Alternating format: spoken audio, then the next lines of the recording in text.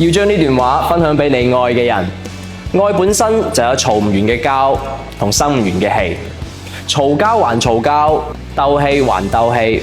雖然有時候心直口快，但係呢個同我愛你係兩碼事，因為你對我真係特別重要。